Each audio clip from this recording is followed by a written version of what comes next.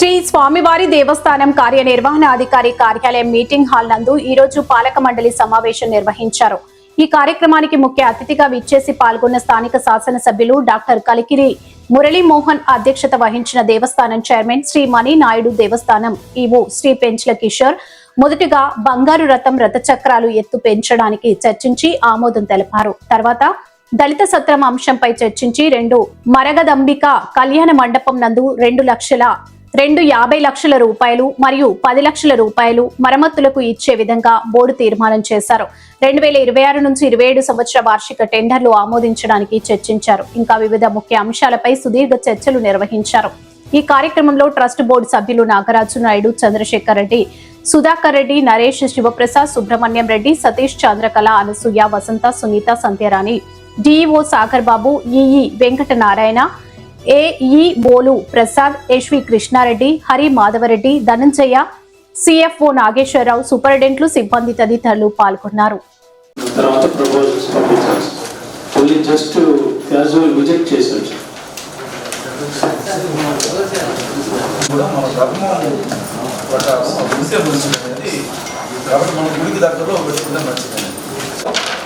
ఇక్కడికి మనకు వచ్చే భక్తుల సంఖ్య 300-400 పెరుగుతుంది.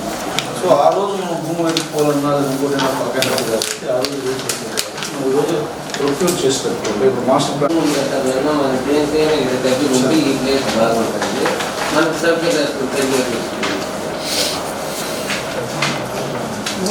మనం పుష్కరిని ముందుకు జరుపుతున్నాం కాబట్టి అక్కడ ఉన్న డిస్కషన్ చేయడం జరిగింది. ఈ గారికి ప్రత్యేకంగా వికాసాన్ని రివైజ్ రిపోర్ట్స్ ఏమన్నారు, ఈ గారికి కూడా ఫోన్లు చెప్పాను, నేను కూడా వెళ్ళాల్సి వస్తుంది. ఇప్పుడు మనం వాటర్ లేదు, డెబ్బై ఉన్నాం. టోల్ గేట్ లెఫ్ట్ సైడ్ ఒక సత్రం ఉంది, అది మనం వాటర్ లేదు.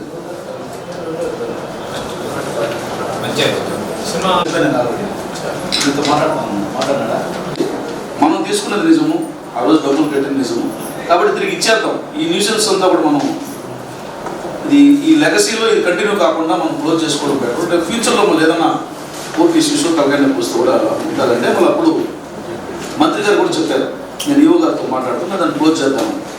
సో ఇప్పుడు రెండు బోర్డుల్లో ఈ సత్రాన్ని అప్పగించే క్రమంలో వాళ్ళందరూ అన్కండిషనల్గా ఇప్పుడు వచ్చి మాకు అప్పచెప్పండి, మేము నడుపుకుంటాం అంటున్నారు.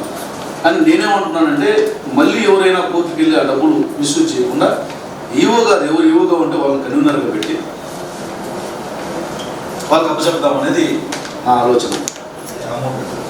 అమౌంట్ బిల్డింగ్ కూడా అమౌంట్ సత్రం కూడా ఏనాడైనా మిస్యూజ్ అయినా కళ్యాణ మండపం మొత్తం కూడా బ్లాక్ మొత్తం కూడా మాకు ఇస్తే బాగుంటుంది. ఇప్పటికే డిలే అయిపోయింది కాబట్టి దీని మీద సానుకూలంగా నిర్ణయం తీసుకోమని అడిగారు.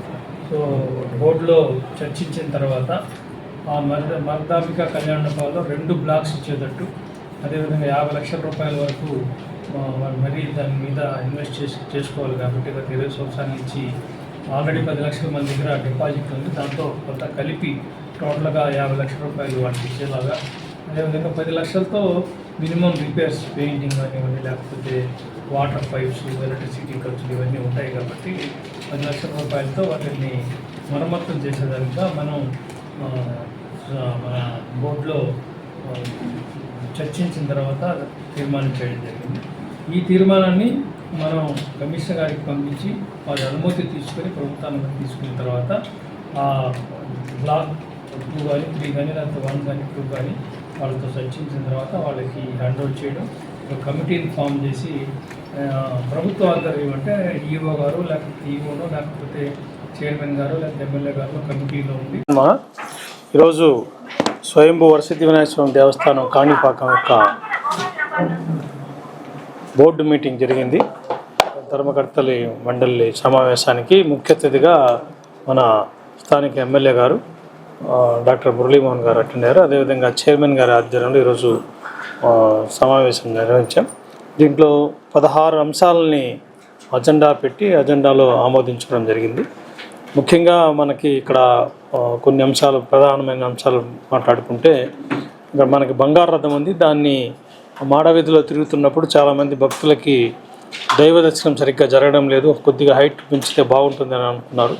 సో దాన్ని ప్రధాన అంశంగా తీసుకొని దాని హైట్ 2.6 అడుగులు అంటే సుమారుగా 2.5 అడుగులు హైట్ పెంచడం వల్ల కింద బేసు అదేవిధంగా చక్రాలు పెంచుకోవడం వల్ల భక్తులందరికీ కూడా వినాయక స్వామి దర్శనం చాలా బాగా జరుగుతుందనే ఉద్దేశంతో అది మొదటి అంశంగా మేము ప్రవేశపెట్టాం.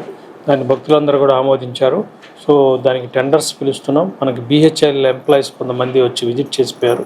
సో వాళ్ళు ఇచ్చిన గైడెన్స్ ప్రకారం దాన్ని జాగ్రత్తగా ఎటువంటి స్ట్రక్చర్కి ఇబ్బంది లేకుండా హైట్ పెంచే దానికోసం మనం తీర్మానం చేసుకోవడం జరిగింది.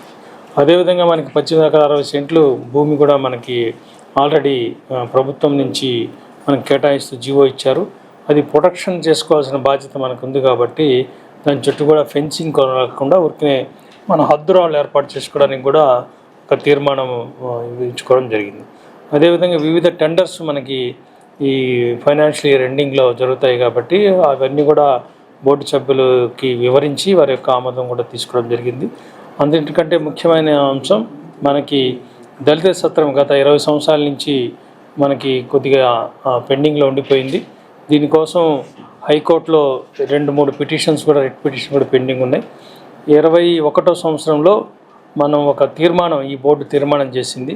దళిత సత్రం మనం ఏదైతే 5 సెంట్ల భూమి తీసుకున్నామో దానికి ఆల్టర్నేటివ్గా మన మరదాంబిక కళ్యాణపురంలో ఒక బ్లాక్ ఇచ్చేటట్టు 30 లక్షల డబ్బులు ఇచ్చేటట్టుగా తీర్మానం ఉంది. ఆ తీర్మానాన్ని మనం నివేదిక పంపించడం అది 21 నుంచి అలాగే పెండింగ్ పడిపోయింది. ఇక్కడ ఆ టైం గడిచే కొద్దీ కొత్త అంశాలు చర్చకు వస్తూ కొత్త డిమాండ్ రావడం జరిగింది. ఈరోజు కూడా వివిధ సంఘాల వ్యక్తులందరూ వచ్చి మాకు 3 మరదాంబిక కళ్యాణ మండపం మొత్తం కూడా బ్లాక్ మొత్తం కూడా మాకు ఇస్తే బాగుంటుంది, ఇప్పటికే డిలే అయిపోయింది కాబట్టి దీని మీద సానుకూలంగా నిర్ణయం తీసుకోమని అడిగారు.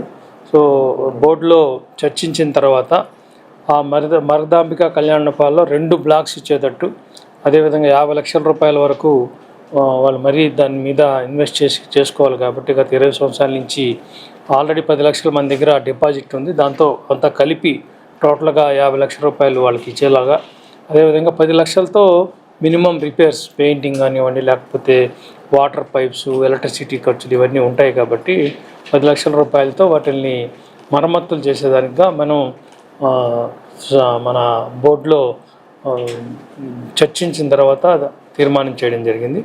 ఈ తీర్మానాన్ని మనం కమిషనర్ గారికి పంపించి వారి అనుమతి తీసుకొని ప్రభుత్వ అనుమతి తీసుకున్న తర్వాత ఆ బ్లాక్ 2 కానీ 3 కానీ లేకపోతే 1 కానీ 2 కానీ వాళ్ళతో చర్చించిన తర్వాత వాళ్ళకి హ్యాండ్ ఓవర్ చేయడం, ఒక కమిటీని ఫామ్ చేసి ప్రభుత్వ ఆధ్వర్యం అంటే ఈఓ గారు లేకపోతే ఈఓనో లేకపోతే చైర్మన్ గారు లేకపోతే ఎమ్మెల్యే గారిలో కమిటీలో ఉండి కింద ఆర్గనైజేషన్ చేసేదానికి కొంతమంది దళిత సత్రానికి సంబంధించిన వ్యక్తులను పెట్టుకొని కొంతకాలం నడపాలని, కోర్టు కేసులన్నీ పోయే వరకు నడపాలని బోర్డు ఏకగ్రీవంగా తీర్మానించడం జరిగింది.